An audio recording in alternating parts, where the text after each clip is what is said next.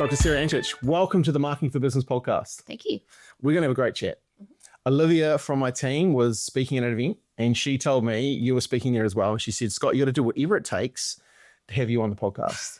So I really appreciate you being here. I know you're really, really busy, but you've got like a wealth of knowledge when it comes to understanding human psychology and trauma and a whole bunch of things. And I thought, hey, look, I think it's, we live in a time that is quite different for, this audience is business owners, and it can be quite stressful. And I think you've got some practical tools and tips that can help people. So I really appreciate you taking the time to come on. Thank you for having me. It's awesome. exciting. So where did it all start for you?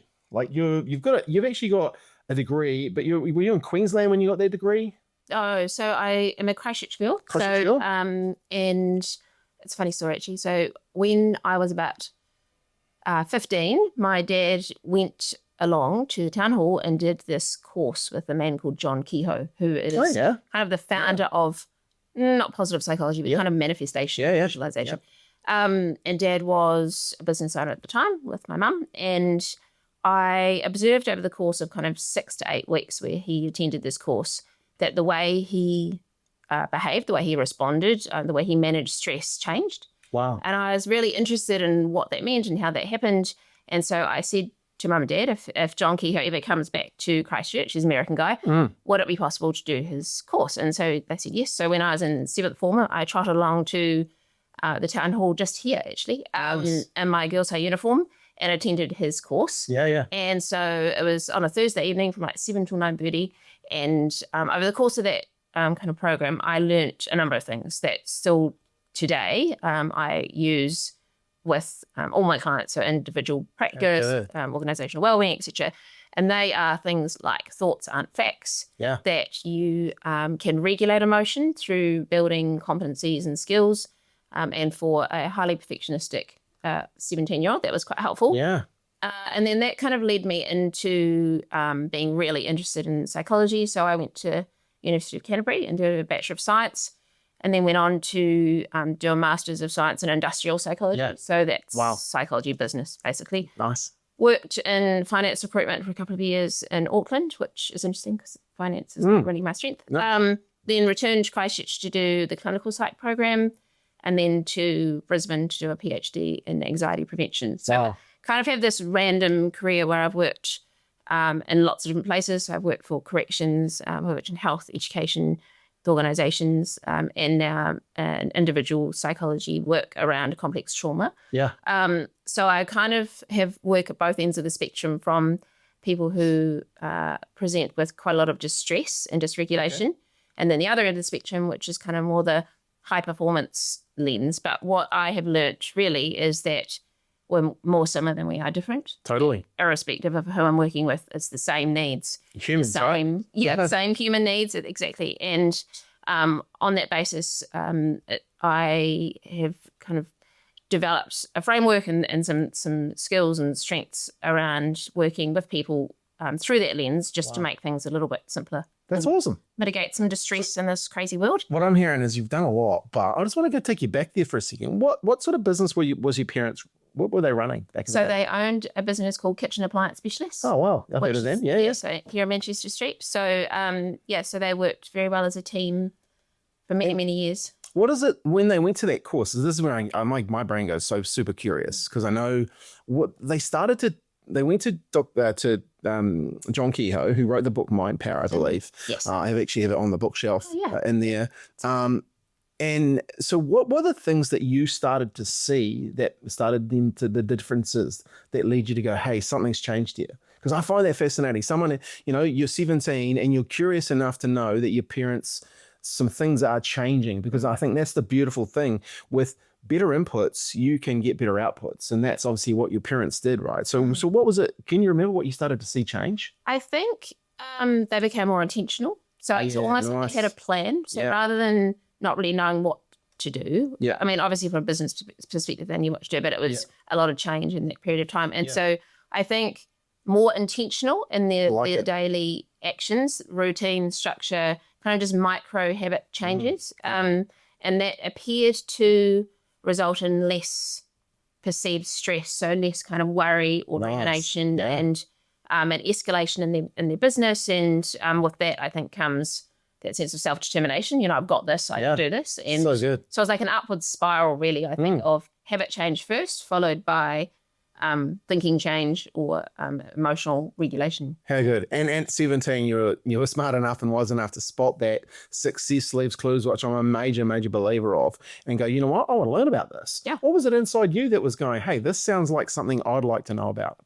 Again, I think as an adolescent, for that period of identity formation, you're trying to figure out who am I and what's important and what do I value. And I probably was quite a worrier, quite an anxious person.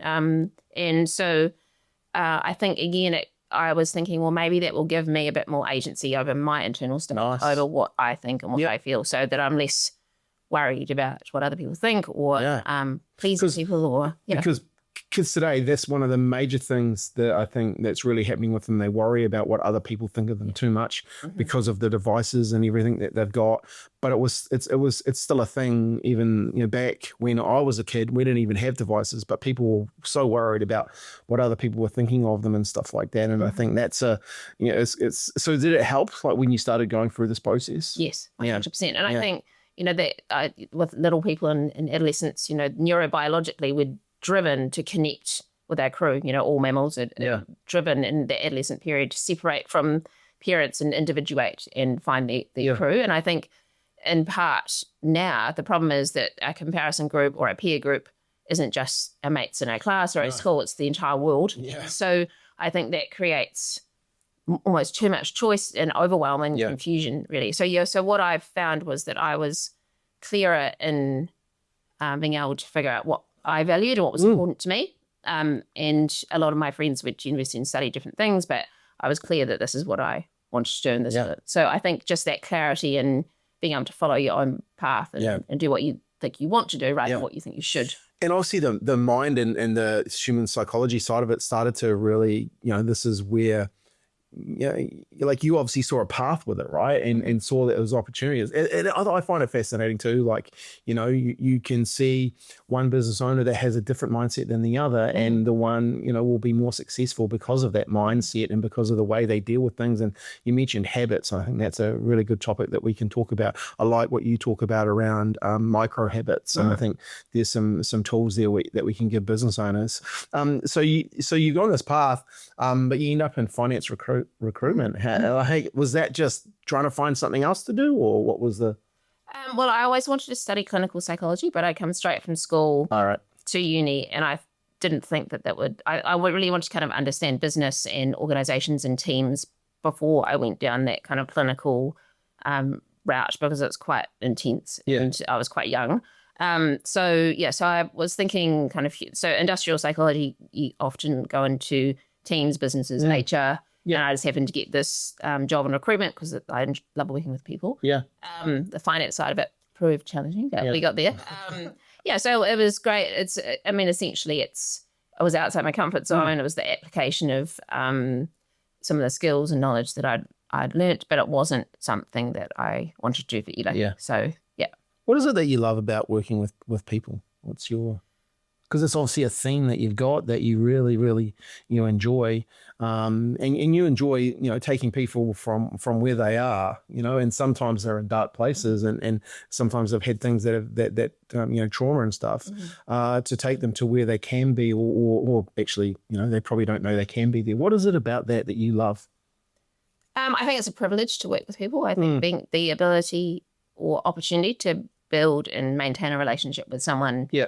Whether they're in their darkest place or whether they're, approaching from a professional supervision or growth perspective, the opportunity to help someone else understand themselves and their internal state, just like I've had the opportunity to do, and to promote hope and optimism. I think there's a lot of fear in the world at the moment, and it's very easy to get overwhelmed by that. And so I think giving people some tools that are science-informed, that we know work, and a framework for people to apply that, to know where to start. It's like we know what we should do. We should just, sleep more and eat better and, drink less and all those other things. But actually the application of that in real time whilst we're managing competing demands of life can feel like a lot. So I think if you can break that down for people and help them just do one thing well. And, we talk about Microsteps, 30 seconds a day, too small to fail, to start with that. And it seems like it's such a tiny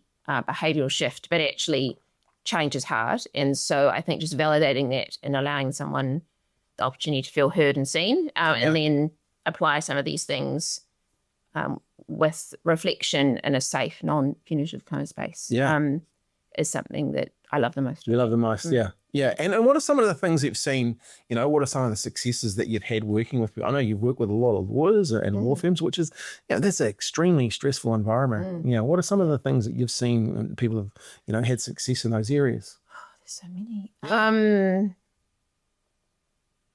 I think probably the most significant, just that comes to mind initially, is the privilege of working with people with complex trauma. So people that have experienced significant developmental adversity, the worst kind of things we could possibly imagine. And they are still willing and brave enough to trust me or trust a clinician, and to turn up. I've got some clients that I've worked with for an extended period of time, up to 4, 5, 6 years, who have turned up every week. Wow. And they turn up irrespective of whether they want to feel like it, are petrified. And I think that human resilience and the ability to still lean in and still trust someone, even though all the other humans in the world may not have been trustworthy, is probably the most incredible thing. Yeah, that is right. And I see that, even at another scale of coaching kids, I tell them, you don't have to believe in yourself right now. You just have to believe in me, and we're going together. And all of a sudden that they'll switch one day when you'll believe in yourself. And I think that's the point, that your people have trust in you. They might not trust themselves, and they definitely don't trust other people, but they trust you. And then from there, you help them really trust themselves and become the people, that they can be. That's a very powerful position, like as far as what you're doing. Like that's, how does it, what do you do to help you regulate? Because that can, you're obviously taking on a lot of people's, stuff, for not for a better word. How do you help yourself in that situation? Ask my children this, but quite amusing. So as a clinical psychologist, we have to have professional supervision. So that's part of our board registration. And that's probably the most useful, effective tool. I've got an amazing clinical supervisor who I've worked with for an extended period. And again, it's not therapeutic. It's a professional supervision process.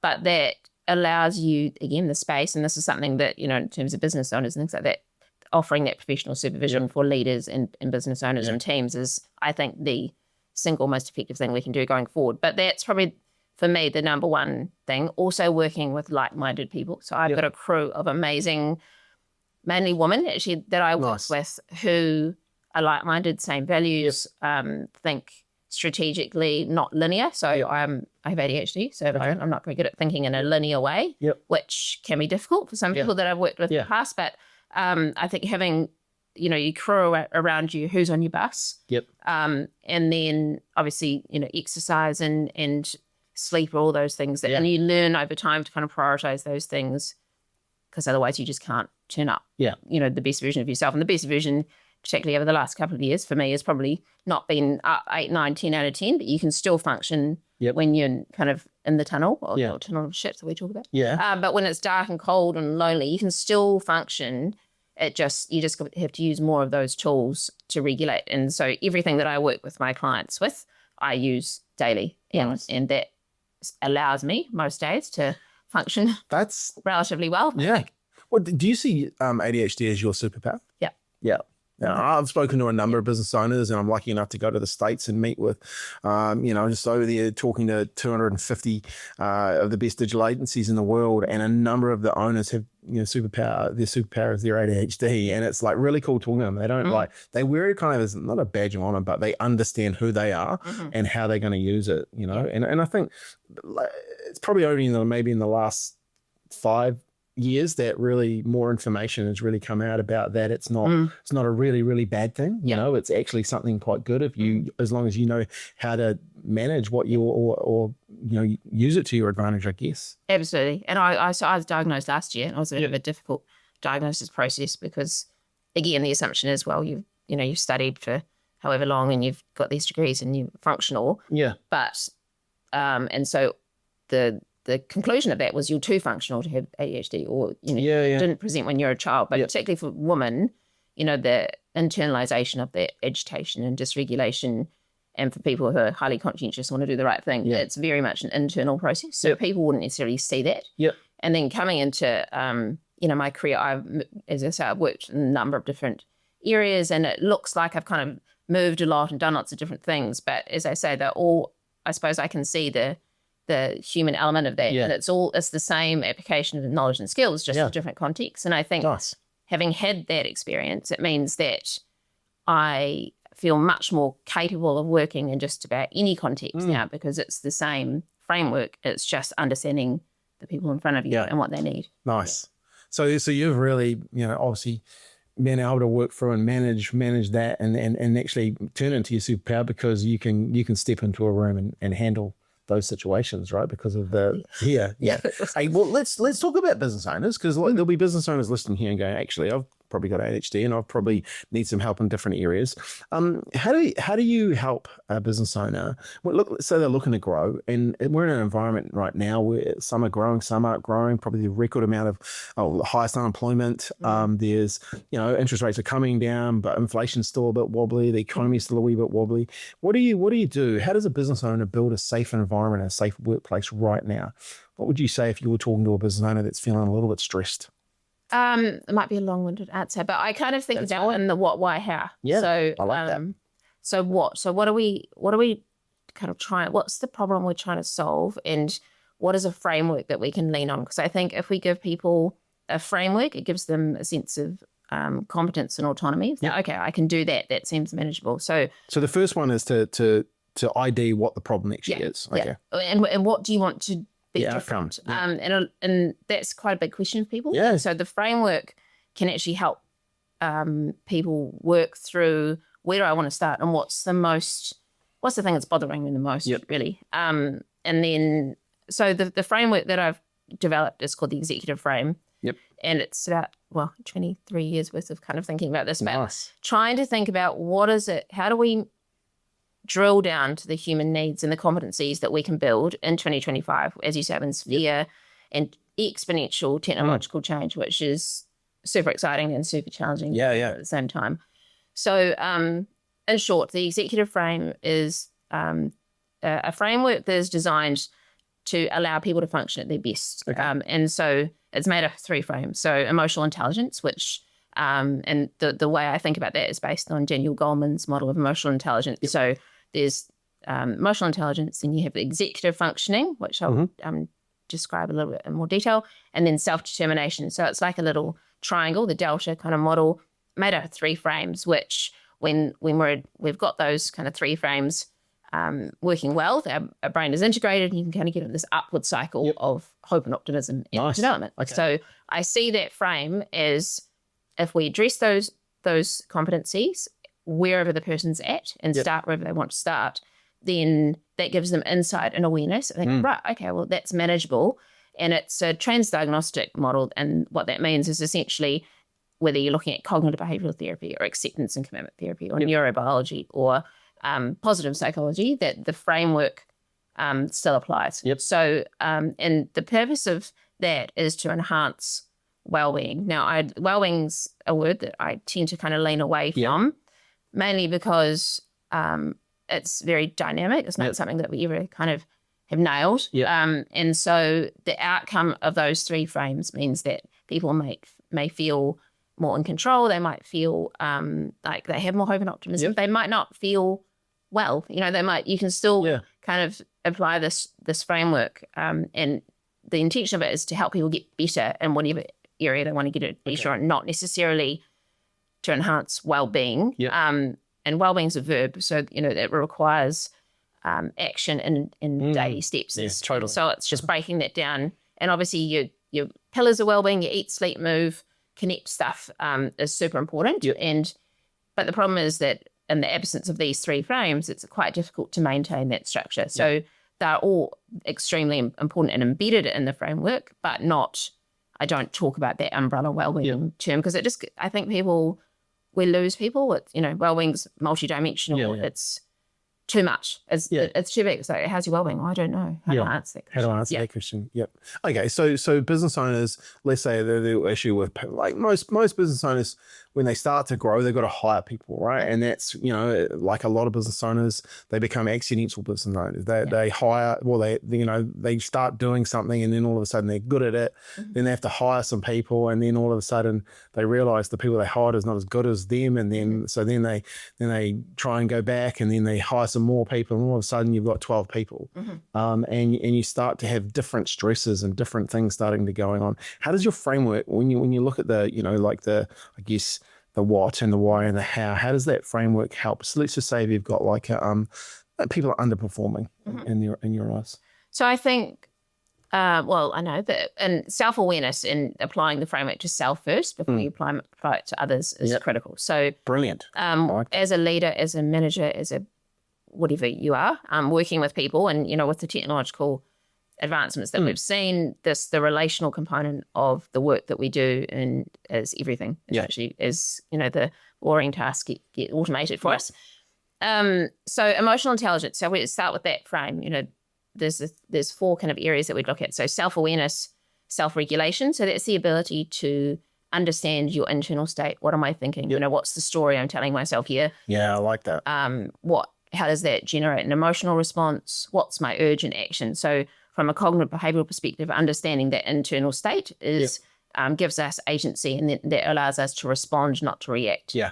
So emotional intelligence, self-awareness, self-regulation, then that allows us to engage with others, to be curious and attune to our people, and then to lead. And leadership, it can be a very lonely kind of position. So in the absence of self-awareness and self-regulation, then, so that's the first frame. Then that allows us, if we're kind of working intentionally on that and we're regulating, and we're building relationships with our people in a way that allows them to be seen and attuned to, then that kind of leads to the second frame, which is executive functioning. So for us with ADHD, most people are familiar with executive functioning, but essentially it's prefrontal cortex, higher order thinking. So attention, concentration, decision-making, flexibility, creativity, empathy, which is part of the leadership, and then emotion regulation. So the theory is as our stress increases or as big emotion increases, we flip our lid. So our thinking brain is offline, which means it's much harder to access those higher order skills, which are quite useful for running a business. And then that can lead to reactivity and kind of not leading in a way consistent with values or how we want to. So, the best way to think about flipping a lid is perhaps going home and asking someone who loves you very much, what do I look like when I flip my lid?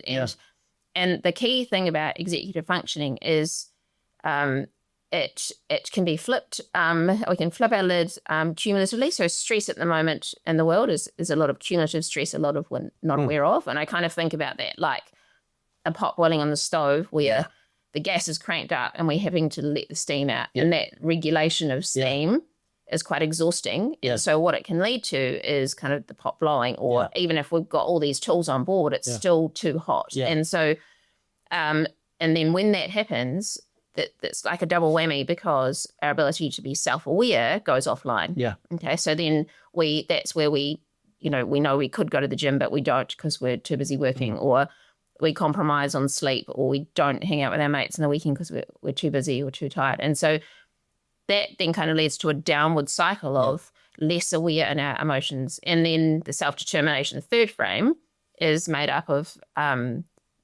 3 human needs. So this comes from this intrinsic motivation model. So intrinsic motivation is kind of the urge to do things because it feels good. And so 3 needs: autonomy, competence, and connection. So those 3 needs, if we're nailing those in some capacity, and that's perceived, so perceived competence, perceived autonomy. If we've got those, and the best way to think about that is on a scale of 1 to 10. So let's say someone said to me, okay, how competent do you feel doing ADHD assessment? Oh, I might say, well, I don't know, a 7 or an 8, don't quite a few of them. How much autonomy have you got? 9 or 10, because I can do it whenever I want, really. And then the connection, I've got people on my crew who I can go to if I've got difficulties. If you think about it, an early career lawyer, for example, their perceived competence might be quite low, and this is where imposter syndrome and that kind of thing comes in. And then their autonomy might be quite low too, so that they might be given work that it might not necessarily understand how that work fits in to the wider scheme of things. Yeah.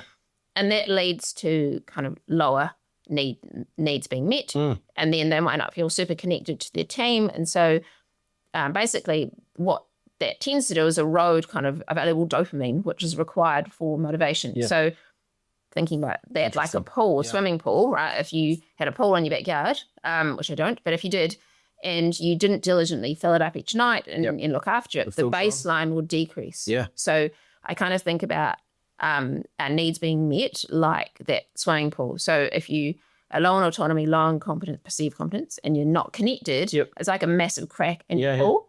And then if you're not filling it up sufficiently with your eat, sleep, move, connect in the nighttime, you end up with the baseline dopamine low, and it's very hard to maintain motivation. Yeah. So an answer to your question, if a leader, manager is aware, how am I tracking in terms of my ability to be self-aware and self-regulate?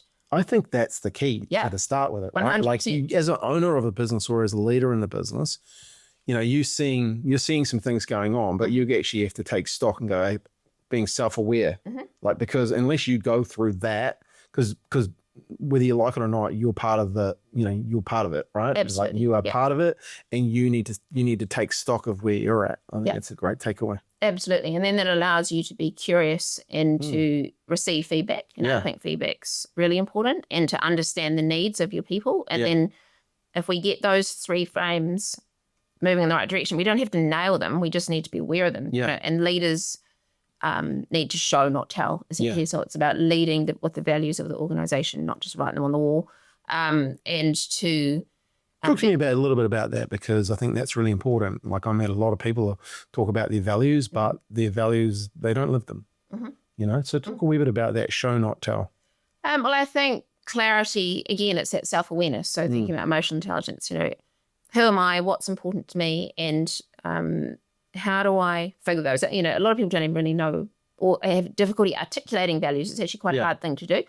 But I kind of think about it like, when you make value congruent decisions, when you do things that are in line with your value, that gives you that sense of, it's almost that gut feeling. We do a lot of work in gut brain sort of stuff. That gut feeling, this feels good. When you make value incongruent decisions, even if it's only a little tiny one, it can feel very uncomfortable. And I think if you're not aware of that, you just ignore that, that can contribute to that gas cranking up on your stove, because you can justify and minimize and kind of make sense of things. But actually, if you're not living the values that you espouse, it can feel uncomfortable. And then if you think about your team members, if you're not connected with your team, or you don't hold similar values, that's the number one reason why people leave organizations. Totally. And so I think making them explicit, revisiting them often, and when you're trying to make hard decisions, leaning on those. Because if you lean on your values, it's much easier to make decisions. We have 5 core values in the business. We actually retired 2 into our Hall of Fame last year that we've had it for a while. And then the team came together earlier this year and created the 5th core value. And after a robust discussion, we came up with courage over comfort. And it's been a really good core value for people, to allow them to step into other areas they would have never stepped into before. We've actually got a person doing a presentation today to a group of business owners that never would have done that, like the courage over comfort piece. Or they might have done it, but they are now wanting to do more and more and more, and I think, having people around that are all of a sudden doing different things because of a core value that everyone buys into in a team is very powerful. 100%. And I think, I just don't, I see people, we've got these values, but then they don't really live them. And I think that's the key there as well, is that show, not tell. This is fascinating. You talk about micro habits and those little things that, the practical tools. Based on the framework, what are some of the things that people can do to, because I'm probably like a wee bit like you. I love learning the stuff, but I love implementing it. And I think that's the key for business owners too. You can hear a lot of things, but unless you're starting to implement some stuff, and I love what you said before. Like I was saying, small hinges swing big doors. Whether it's in marketing, whether it's whatever, it's those little things that you can do. For sure. You said something, you said small, and then you said another word to it, and it'll come to me again. But let's dig into some of these practical tools. Yeah, so I kind of talk about Microsteps, which comes from Ariana Huffington's book Thrive, and that really resonated with me. And again, I kind of applied this to myself, and then tried to generalize that. So if you think about the 3 frames, we can build competencies, and I kind of hang off real-time tools of those 3 frames. So again, working with busy people like lawyers and doctors, and how in the busy day can you apply some of these strategies and skills whilst juggling competing demands. So not stepping off the treadmill, but whilst you're in it. Yeah. And so, especially when you get in billing 6-minute increments. That's exactly, they're under the pump. And, I do a lot of work with family lawyers who, the systemic pressures and demands and distress. And so trying to give people, or alleviate kind of some of that distress the moment they leave my office or the moment they leave a workshop is kind of my intention. So I think about tools. So then the number one thing I think that is most effective thinking about emotional intelligence frame is this concept of internal mirror. So I use kind of analogies quite a lot. So internal mirror. So most of us look in the external mirror at some point in our day. So the purpose of the internal mirror is to look introspectively. So it's kind of that thinking about that CBT model where thoughts, feelings, physical sensations, actions are all connected. At some point in your day, 30 seconds a day, too small to fail. That's your micro step. Small to fail. When can I check my internal mirror? Nice. So that could just be noticing the story that you're telling yourself. It might be a quick kind of body scan. And I notice that when I'm stressed, my shoulders come out. We often sit kind of frozen in our computer, or even sitting too long. Labeling the emotion. So it's that name it, tame it concept. If I name it, then I'm able to regulate it more intentionally.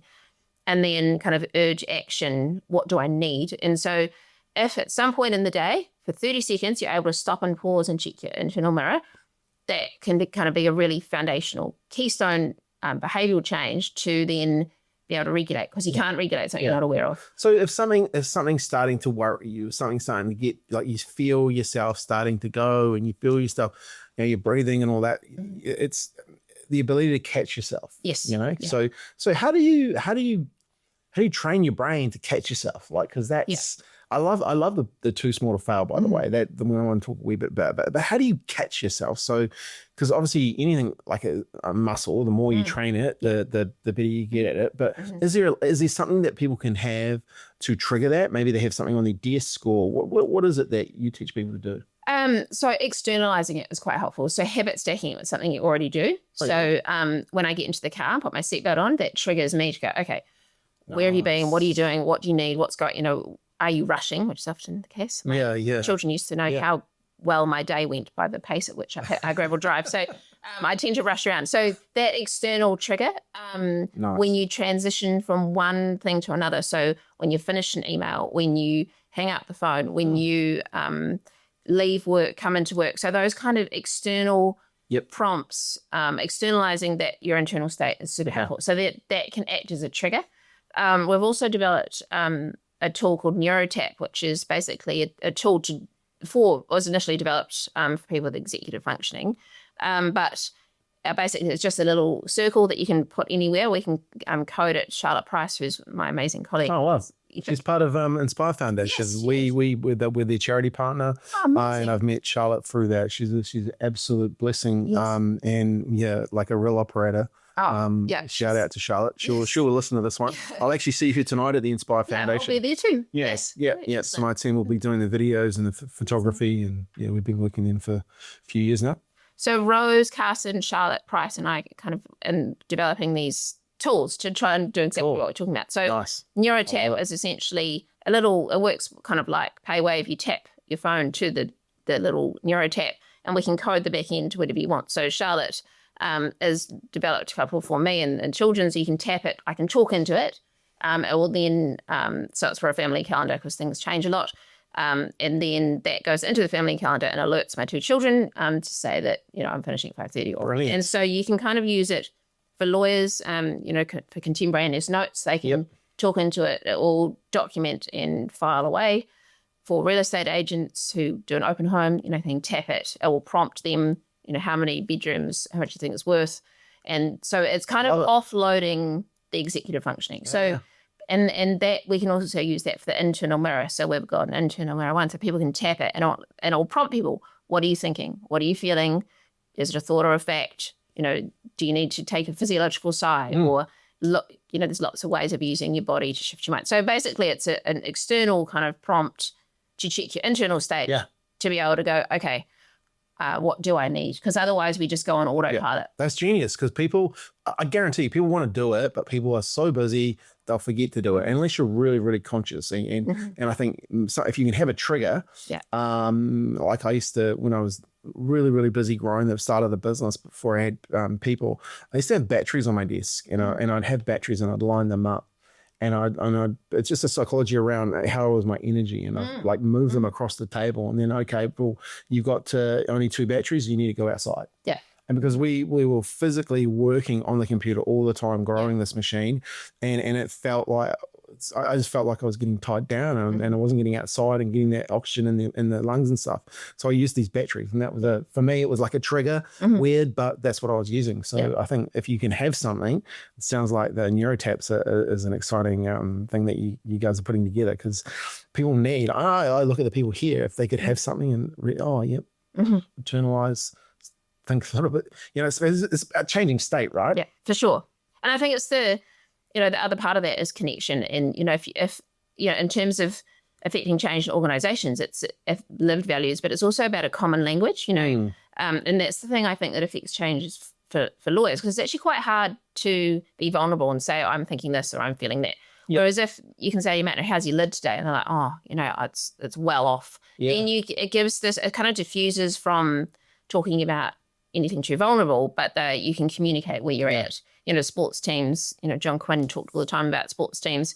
Hey, you're tracking 1 to 5. They're just, hold up, I'm a 1 to. Okay. But they might not necessarily say anything more, but the team knows that the tank's pretty empty. Yeah. And that connection piece, when you work with people who see you and you have that ability to have a common language, I've checked my internal mirror and the chat that I'm telling myself is pretty negative, then people can buffer you from that, because that connection is our superpower. As human beings, we don't run very fast and we can't fly.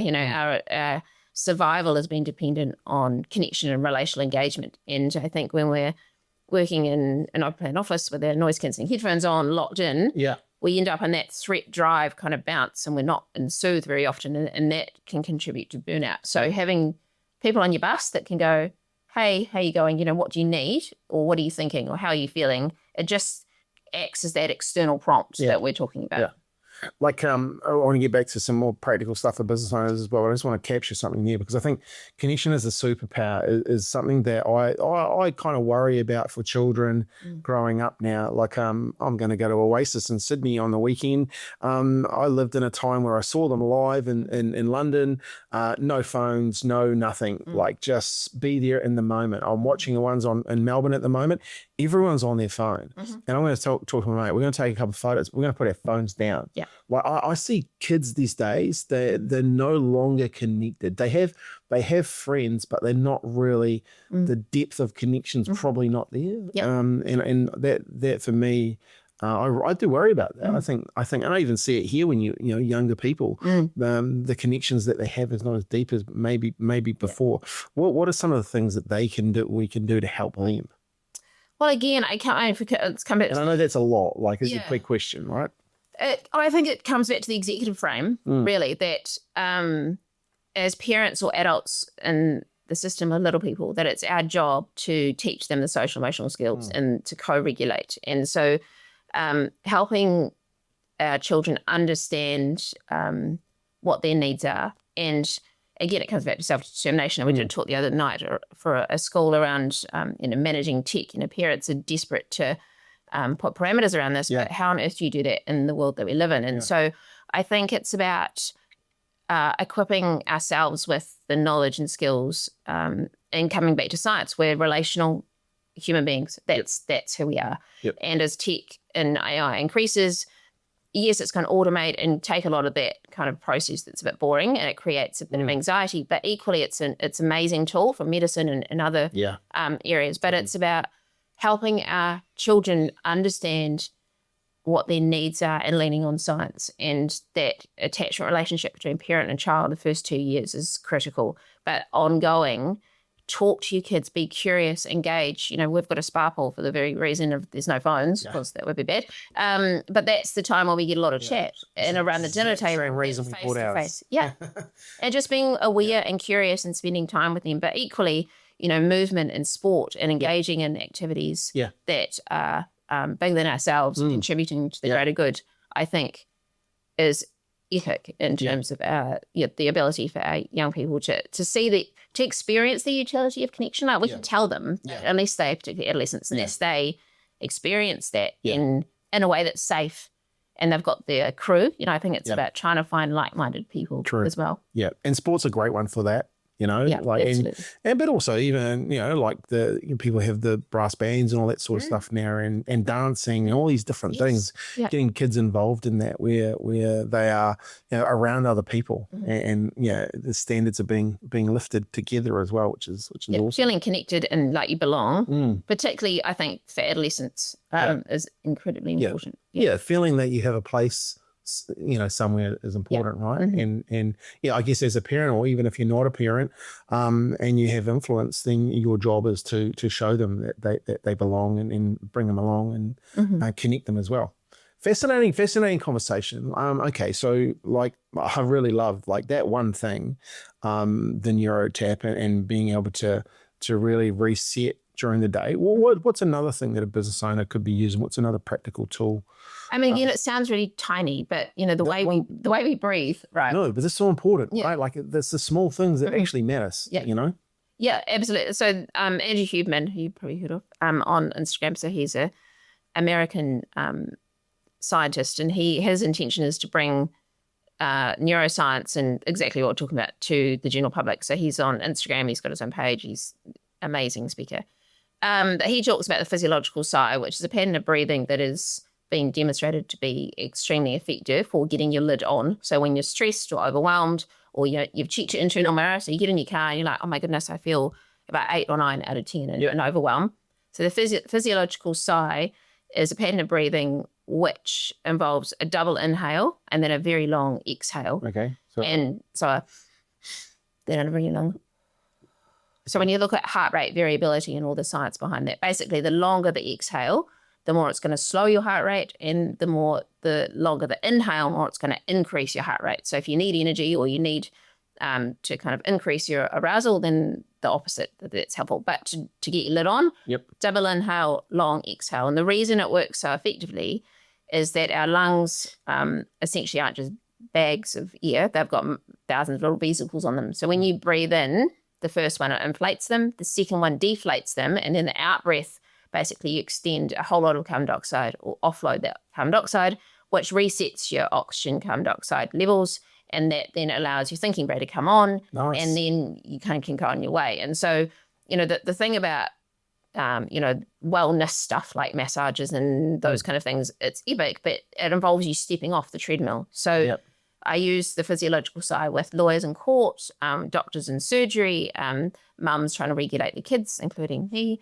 And so the double in, long out is probably the most effective real-time tool to get your lid on. And the way, if you apply that to the executive frame, when your arousal comes down, your thinking brain comes back on, your brain's integrated, and you're back in the room, right? Your head's back where your feet are. Yeah. And then you're able to go, okay, actually, I haven't had a break for hours, or I can respond to the question from the judge, and then, you know, I can sit down and then I can kind of reflect on what I need to do next. But it's just that in the moment when you're in the tunnel and it's dark and lonely and cold, it's like, what's the thing that I can do right now to take a step forward in order to kind of get to the next thing that I need to do? And it's like a survival strategy, really, but I use it all the time. It's incredibly helpful. Yeah. And like anyone can do that, right? For sure. Like you know, like anyone can do that. And like, that's the challenge though, right? Like anyone can do it. It's easy.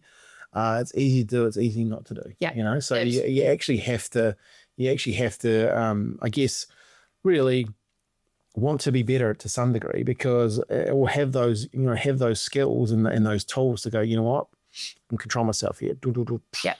And it gives you a sense of agency. It's like if you don't know what to do, I like it, or you're under the pump, or your lid's off and you're just really feeling overwhelmed, it allows you, I think, to take action So it's like, irrespective of what's happening in this moment, I know that I can regulate my internal state. Yeah. And that I have control over something. Exactly. Yeah. I think that's one of the things I've learned about your mind and your breathing is you can actually can control something. If you might not be able to control the moment externally, but you can control internally, and that breathing part is that what you can do. Yeah. That's a really good takeaway and a really good tool. Like anyone can use that, and I can see how in the moment and a lawyer could use that in court, right? You know, like there's some stressful, or doctors, you know, with things going, I got to stay focused. I got to get back in. Yeah, very, very cool. But even, you know, with kids, you know, thinking about that, and with your partner, or, you know, your ability to respond when your brain's processing information bottom up. So when there's hot emotion, or when you're under the pump, you know, your brain processes information bottom up, which is often emotion driven or physiological. And if we're not aware of it, if we're not aware that our body's giving us these really strong cues that, you know, you're stressed or overwhelmed or scared or angry, then we tend to react. So it's a way of using a top-down processing, kind of like we should all have on the back of our cars, you know, double inhale, long exhale.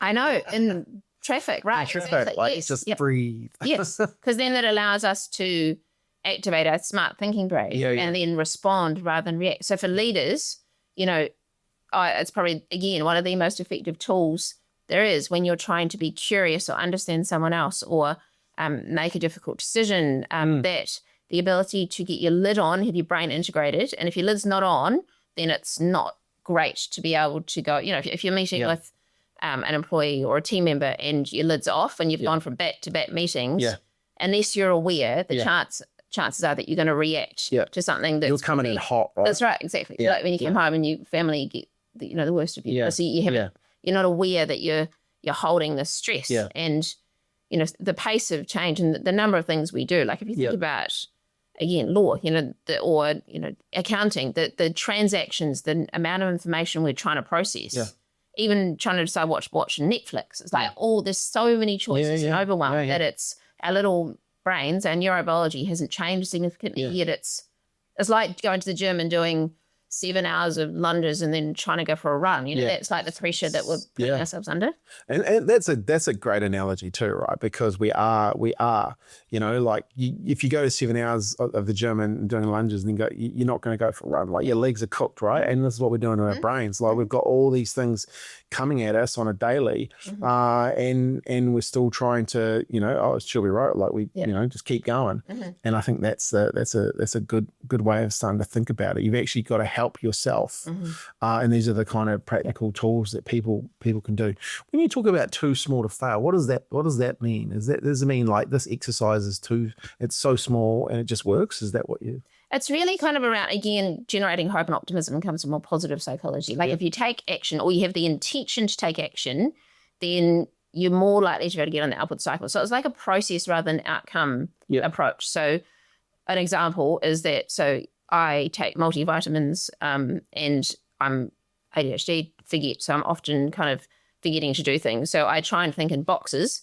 So my habit stack around too small to fail started with, what do I do every day? So every day I make a coffee every morning without fail. Okay.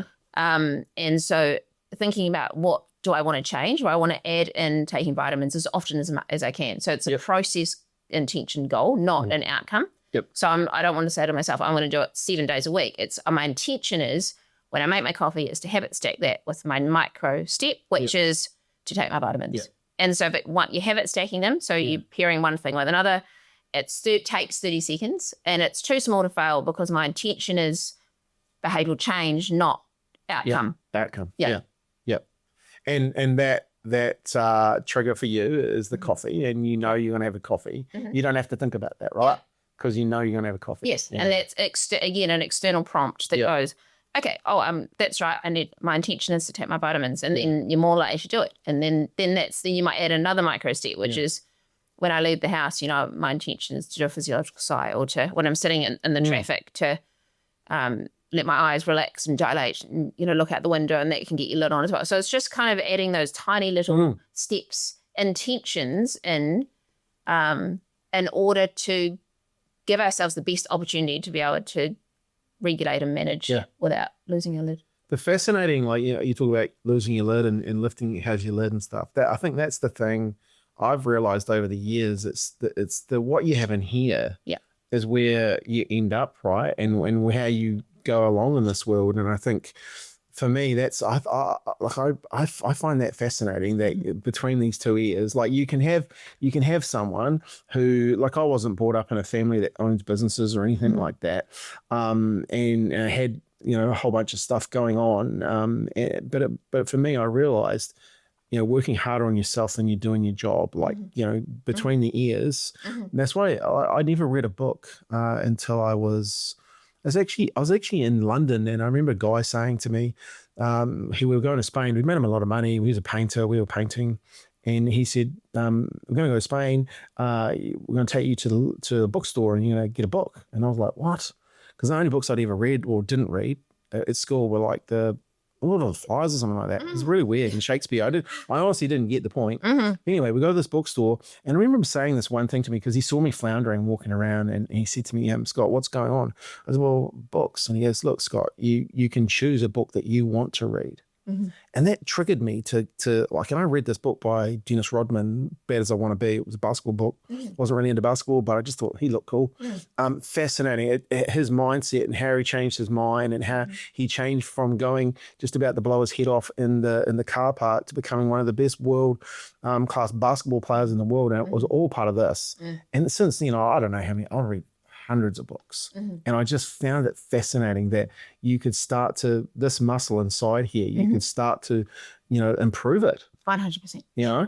And I actually thought it was a bit of a secret. You know, I started to think, oh, this is a secret. I wonder how many people know this. Yes. And a lot of people don't. No. And, you know, even super, you know, highly educated, very capable, high-performing people. And you start talking, you know, what's the story you're telling yourself in this moment? And that, well, what does that mean? It's like, well, am I to zoom into your mind and project the words onto, you know, the wall? What are they? And again, neurobiologically, we're driven to see what's not right in a situation. That's that negativity bias. And so shifting that to a more factual kind of review, you know, thoughts on a fact, just because you think that, you know, you stuffed something up doesn't mean it's true. And so just being able to zoom out of that and look at evidence, and then kind of there's deeper levels of that around intermediate beliefs and core beliefs. But the reason we think the way we do is because of our temperament and our genetics and interaction with the experiences that we have. And it's kind of shifting from that more fixed mindset to a growth mindset, which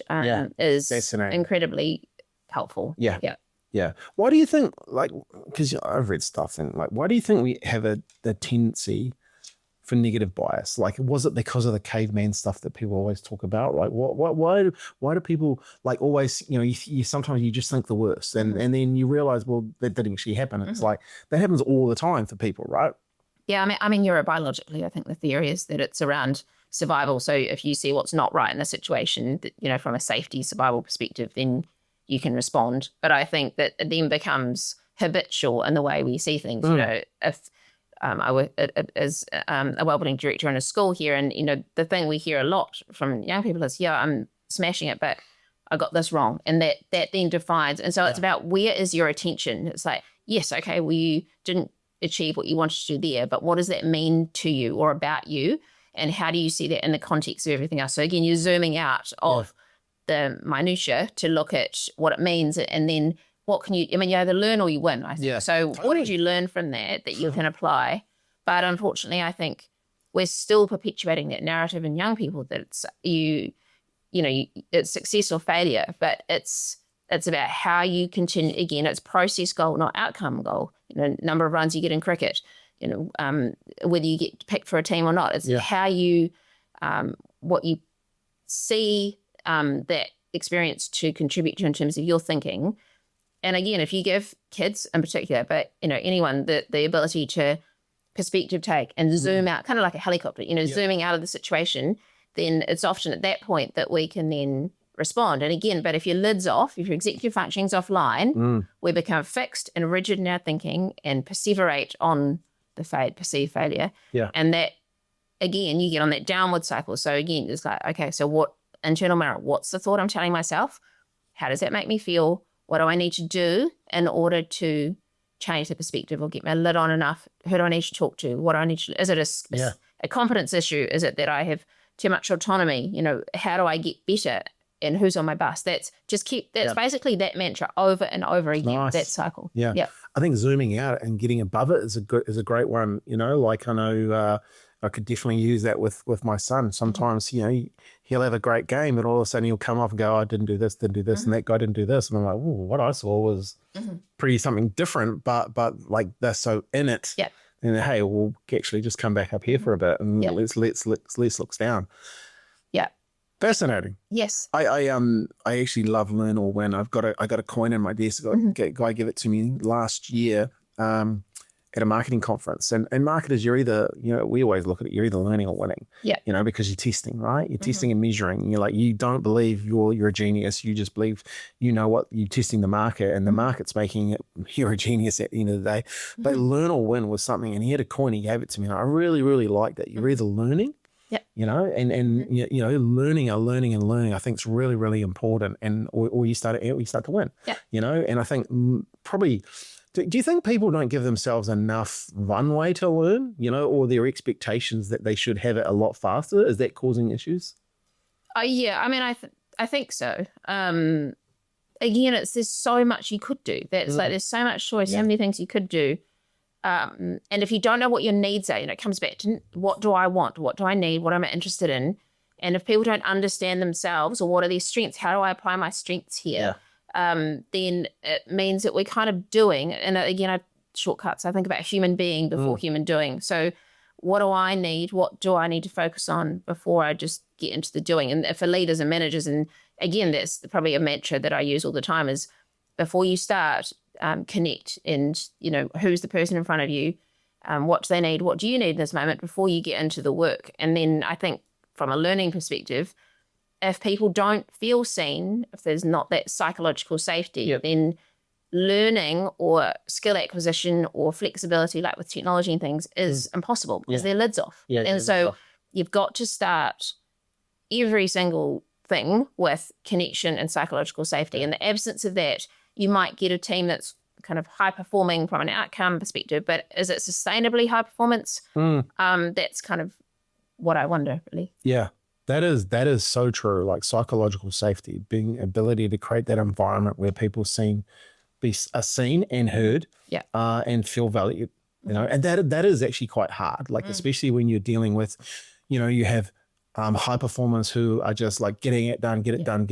And then you have other people that are, maybe not performing at that similar sort of level, but get it done at the same time, right? It's definitely a one that you have to work on to create that environment where everyone thrives, right? Absolutely. I mean, it's far from it. People are complex, so nothing with people is straightforward, but it kind of is simple in that if you come back to neuroscience and what do people need? They need the opportunity to feel seen and to be understood and validated, and for you to understand them and them to understand you. In the absence of that, I don't think it's that easy to have high performance. And, it's how you define high performance. Is high performance numbers on the board? Is it, living your values? Is it working cohesively? Is it, what is the definition of high performance, really? Yeah, especially and that's for an individual's, your team or whatever the environment that you've created, because it will be different for different people and different organizations, right? Yeah. So this is fascinating. Hey, we've been going for 60 minutes, which I just keep talking for hours on this. And obviously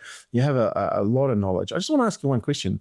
What is the gift that your degree, your studying and your ability to help people's given you? What's the gift there? It's a very good question. What's the gift?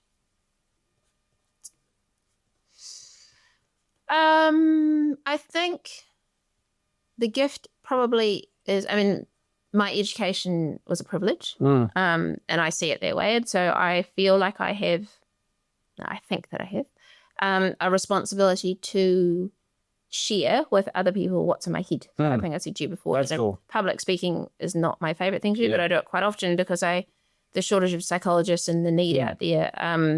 And so, our team have kind of come up with these little shortcuts and things. And I think if we can create a shortcut that gives people hope and optimism in any area of their life, that's probably the gift for me. That's probably the most significant and meaningful part of what I do, is when someone is able to take some of the stuff, put it into place, even if it's tiny, action will change, and it makes their life a little tiny bit better. That's probably what I see the gift to be. I'd agree. I think like the gift that you have is you're obviously very, very knowledgeable, well studied, like you've been doing this. You're an absolute expert in this and you live it every day, right? And not only that, you have experience at all different levels.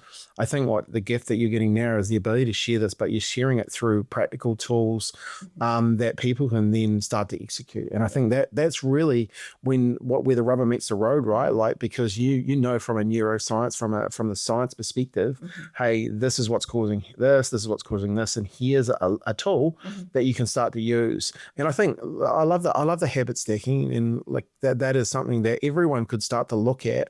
Hey, what is something that I want to get done? What will stack a habit with it? Like, what's something that you do, stack a habit with it? If you go to the gym, drink more water. Just like challenge yourself to drink that whole bottle. Like these little things that you can start to have in your back pocket or in your lid. Yeah, and there's amazing resources and books out there, but half of the problem I think is knowing where to go. And so, what we're trying to do is centralize tools and resources and science-informed tools.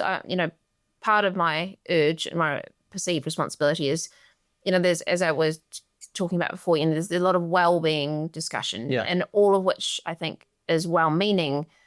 But if it's not science-informed, or you're not engaging with someone that understands science and empirically validated interventions, there's a risk that we can do harm to people, and that bothers me. From an ethical and professional perspective. If people are engaging with support or help, or particularly from a therapeutic perspective, we talk about universal intervention, which is this kind of discussion and available information. Then there's more targeted intervention. So we have professional supervision, which I would strongly encourage all business leaders to engage. And then the other arm that is, therapeutic support. And particularly around the therapeutic support, if people are engaging in that, really strongly encourage them to look for registration to a board or a professional body, because there's a lot of coaching out there that occurs, and a lot of, again, very well-meaning people. But if your need is therapeutic, and particularly you're very distressed, then it's really important to me that people have the knowledge and are equipped with the ability to determine whether that's the right person for them, and does this person have the knowledge and skills required. Nice. I read on your website that you do a bit of work with I'm Hope as well, like with children. Like, tell me a wee bit about that, and then like, is it, there'll always be people that need help and. Yeah. So Mike King, who is kind of the founder and brilliant mind behind I'm Hope, it's basically a therapeutic service counselling service for young people. So counsellors, professionals can register as a provider, and then a young person, so under 25, can have access to freely available therapeutic support from one of those providers. And the way it's set up is super easy. Young people can just jump on and look for a provider in the area. It's a game changer, I think, for young people. And I also think kind of normalizing and validating that therapeutic support. I mean, I think everyone should have a psychologist in my view, but therapeutic support and understanding themselves gives them that sense of agency. And if that mitigates, loss of someone's life or distress or harm, then it's worth every cent. Totally. I was actually, I was at an event with Mike King the other night, and I think they raised about 50 something odd grand, and just with Harcourt's Homewood there, and it was absolutely outstanding. But I was actually blown away. First time I actually heard him speak live, how much he does and how much the foundation and the charity does. I was just like, wow, this there's so much they have to do, because there's people out there that need help. So it's pretty awesome that you can tap into people like yourself, and the foundation is paying for that. So Sarah, this has been amazing. I really, really appreciate it. Is there anything else you want to cover before we sign off? We've gone through quite a lot, but I think if there's anything else there that you want to share. And there's just one little mantra that Rose Carson and I use, which can be quite helpful for people. And it's this now, do, later kind of mantra. So when you're in the tunnel, or you're overwhelmed, or you're kind of managing competing demands, and we both use this ourselves, is that she came from a lying down meeting. So she works very closely with me, and we came to work one day. Generally, one of us has our lid on, but this morning both of our lids were off. And so we lay on the floor and had a meeting to try to regulate, essentially, before we went in to try to be professional and see our clients. And we voice memoed, and we had a conversation around what is it that you do in this moment that's helpful? So she just dropped her little people at school. That was kind of challenging. You have to try and switch from that to work. And we both think in the same way, which is kind of compartmentalizing or boxes. Yep. So we were in the work box. And if your box becomes permeable, so the dots become dotted, then if your head's not where your feet are, if I'm at work thinking about my kids, or, if I check my emails at home when I'm supposed to be at work, you're no longer present and not in the moment. So the now do later is kind of came out of the tunnel of shit. So you're in the tunnel, it's dark and cold and wet, and the light feels like it's a very, very long way away. What's something that you can do? So right now, again, internal mirror, right now, I know that I'm 8, 9, 10 out of 10, but I have to perform. I'm going to do the next thing I have to do. I'm going to do a physiological sigh. I'm going to ground my feet. I'm going to just take the phone call. Then the later aspect of that is the reflection. So you might have 20 of those boxes in a row, but then if you have the opportunity to reflect, okay, what do I need now? What was happening there? Can I automate anything? Do I need to talk to someone? So that now do later is a mantra that we use all the time to compartmentalize. But then the later reflection element of that is super important. And that could be by yourself. So that the self-awareness, it could be in the context of professional supervision or therapeutic support, or with someone who's on your bus that you trust and love. So an example of that, say I come home and I've had a busy day and I know there's some emails I need to check, but I need to be home. I need to be like, what do I do with my phone? What's the... So this is where tech's quite useful. So what I tend to do to ensure that, because that happens for me as well, so ensure that when I'm home, I'm not on the phone. I tend to have voice memo running while I'm driving home. So I will talk to voice memo. And then before I get out of the car, I will ask ChatGPT, and then NeuroTap. So Charlotte's automated this for me. So I'll ask ChatGPT to summarize my thinking and email it to myself so that box is closed, so that when I get inside, I don't have the urge to pick up the phone. It's good. Works well. So you're downloading everything that you need. So you're not holding it online, because it's that holding online and trying to remember stuff that causes stress. It causes stress because then you think, and then something comes up and you're like, I'll just go grab my phone, and next minute you get distracted. And yes. And then again, thinking about modeling, no phones. I could say, well, you're on your phone. I'm writing an email for work. But you're still on your phone. Right. So it's, and I fall into that trap all the time. I think we all kind of do, and we all try to be better at it. And I think something like that could help. Fascinating. Hey, where do people get hold of you? Where can people engage with what you're doing? So we have a business called Studio Mindspace, which is initially developed for people with ADHD, but is extended more into the executive frame, basically. So, building these competencies, and under that umbrella, we offer support. So anyone's most welcome to make contact with our team. Awesome. Anytime. I'm going to put your details in the show notes for Studio Mindspace.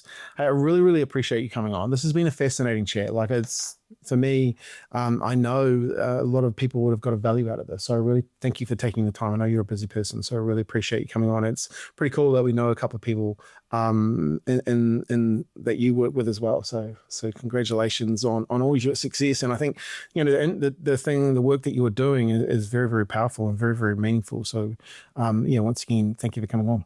Thank you so much for having me. It's an absolute privilege. Awesome. Hey, thank you. Guys and girls, this has been a really, really good one. You're probably going to listen to this one a couple of times. But what I need you to do is, because some of these practical tools are actually really, really useful for business owners. I know I'm going to get my team to listen to this one because there's tools in here that they can use, not only for themselves, but also for their family and their friends, right? So what I want you to do is share this one on LinkedIn. We'll be posting videos, etc. on LinkedIn. Make sure you share it and tag me in and let's have a conversation about some of the things that you implemented. And if you're on Instagram, do the same. All right. Because at the end of the day, knowledge is power, but action is the key to your dreams. Like, you've heard some really good stuff here, but you need to apply it. And I think that's the key here today. So, go out there, have some fun, take some action, and as always, celebrate your victories.